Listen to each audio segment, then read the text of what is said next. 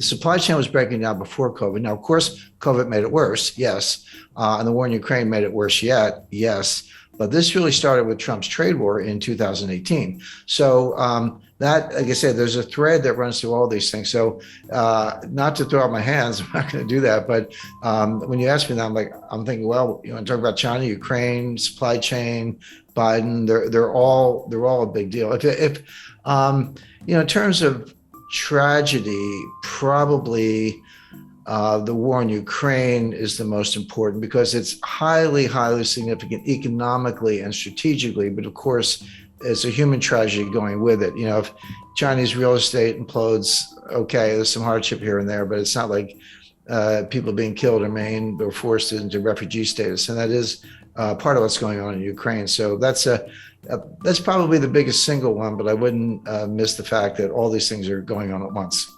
The number one question, because everyone's concerned about inflation, but there's a big backstory there. But I always say when it comes to your own money, everybody has a PhD in economics. You don't need Larry Summers to tell you what's going on with your budget and your ability to feed your family or keep a roof over your head. So people get inflation. It's one of the reasons it's so politically toxic is because it's unavoidable. You can't fudge it. You can't spin it. It's like, hey, if I used to fill up my Ford F-150 truck for $50 and now it's $125, A, you get it. It's right in your face. And B, that's $75 that you don't have to take your spouse out to dinner, buy a new jacket or whatever. So there's kind of demand destruction at the same time you're spending more money on the one thing you can't do without. So people get it. But then from there, the question I get the most is, hey, Jim, is this going to cause a recession? Are we going to have a recession? And as recently as a few months ago, I would say, yeah, I think so. You can see it coming late this year, early next year. Now I say, we're in a recession. I mean, it's not coming, we're in it. And there's data, I never make statements like that, Brian, without supporting it. And we know that the standard definition of a recession is 2 consecutive quarters of declining GDP. There are a few more bells and whistles having to do with unemployment and a few other things, but that's the rule of thumb. So based on that, and based on the best available estimate for a second quarter, likely to be accurate, we're in a recession today. Now, it's not severe, but that's like saying I'm in bed with pneumonia, but I'm not dying. Well, okay, but we're in a recession right now.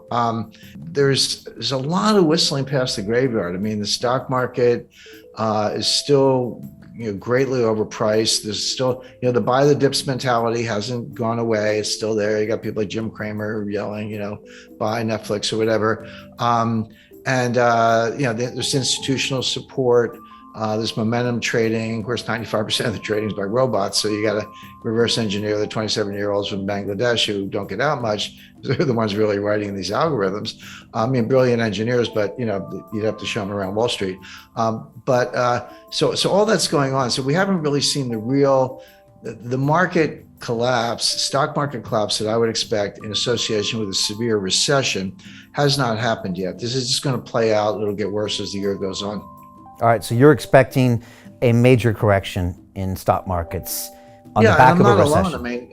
I mean that is my expectation. I have my own models and I look at it closely. But if you listen to Michael Burry, Jeremy Grantham, Charlie Munger, these people have been around and they run hundreds of billions, and they're saying the same thing. So, so every now and then someone will throw some statistic at me and I go, how long is your time series? And I go, we took it back 5 years. I was like, talk to me if you've done it for 100 years, because that's a little more meaningful. But Jeremy Grantham actually did do a 100-year time series and looked at bubbles all over the world, 1929 US, 1989 Japan, 2000 dot-com stocks, and many others.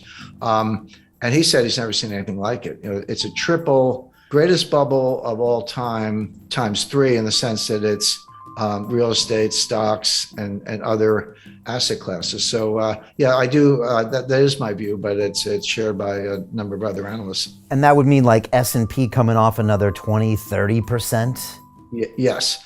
And again, you have to remind people. 1929, the stock market fell 22% in 2 days. It wasn't one day. It was like 12% one day, 11% the next day. So 23% over 2 days. But that wasn't the crash. I mean, that was the beginning of the crash. This Dow Jones fell 82%. from top to bottom. Now, it took 3 years. It bottomed in June 1932. Started in October 1929, so not quite 3 years, but that fell 82%, and that happens. So yeah, we're down. Nasdaq's down, bounced back a little bit in recent days, down close to 30%. Down, the S&P down over 20%. We're in bear market territory, but that's just the beginning. That's not what a full bear market, market adjustment looks like in the face of the kind of recession that I expect. Talk to me about inflation, because I was looking at some of the inflation numbers, and you have to go back to the 80s to see anything that's approaching double digit. I remember being just a kid hearing about double digit inflation. I could kind of remember the gas pumps, the lines at the gas. It's like a distant memory of me in the 70s. But how do you talk to younger people these days about what inflation is or it means? Because I don't think people really grasp what it actually means to your savings or to the economy in even a medium term. Well, that's exactly right, Brian. And if you, you're a little younger than I am, but I lived through it. I started my career in banking in 1976, and I remember my wife and I used to kid each other. She was in advertising, I was in banking, and the inflation was so bad, you'd get a raise every 4 or 5 months, and you didn't have to ask. They would just give it to you because they knew that you were going to quit if they didn't keep up. So she would get a raise, and she was making more than I was at the time. So we'd go out to dinner, and then I would get a raise, and I was making more than she was. So we would just tease each other about that. But that's how it was. And the psychology was, if you needed a TV set or refrigerator, new car, whatever, you say, I better buy it now because the price is going to be higher. If I wait a month or 2 months, the price is going to run away from me.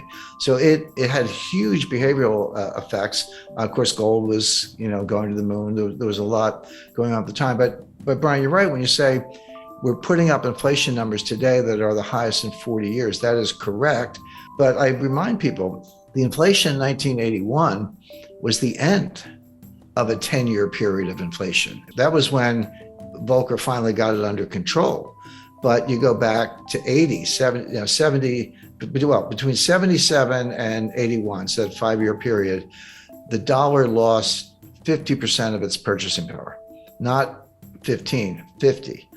So the question is this the beginning of an inflationary surge where it's going to get even worse and it is going to last 5 years, or is it different than that? But keep that in mind, because the situation we're in today is very different from the 1970s, and I'll explain why. But I'll explain why right now, because in the 70s, it was triggered from the supply side with first the Arab oil embargo in 1973 as a result of the 1973 Arab-Israeli war, and then the price tripled, but it went from $2 to $6. Okay. But percentage terms, that's a huge jump, but it was still $6. And then it got to 12. And then in 1979, you had a second oil embargo because of Iran and the Ayatollah and the revolution and the hostages and all that. And then it went from kind of 12 to 20. So oil went up by a factor of 10 in the course of the late 70s because there's two different embargoes. So that's coming from the supply side. But what happened was, the other source of inflation is on the demand side. So you have what's called cost push inflation. That's where supplies choked off, or there's an embargo, or there's a shortage, natural disaster, a lot of things. It's coming from the supply side, and demand is inelastic, so you just pay up or kind of do without. But the demand side is much more psychological. That's called demand pull inflation. That's when consumers behave the way I described, and as I say, I lived through the 70s, where hey, I better buy it today, I better buy it now. You're pulling all this demand forward and bidding up prices because you're worried that it's going to get even worse. So as that applies to today, we are starting with the cost push inflation, mainly the price of energy, but the price of food is a big factor. And of course, they're related. It's like here's the energy, here's the food. Where do you think the food comes from? To get the food, you got to feed the pigs and cows. What do you feed them? You feed them corn. How do you get corn? Well, you grow it on a farm. You need nitrogen fertilizer. You need diesel in your tractors. You get the food. You got to put it in a truck to get it from point A to point B. That requires diesel. The higher the diesel price, the higher the cost of food because you're moving it by truck, et cetera. So these things, as I say, are linked. But food prices are going up substantially, and you can't. The two things you can't do without are gas in the car and food. So you have that that cost push inflation. We're not quite at the stage where it's demand pull. We're not quite at the stage where individual consumers are behaving the way I described in the 1970s, saying, "Hey, better spend the money fast because it's losing value."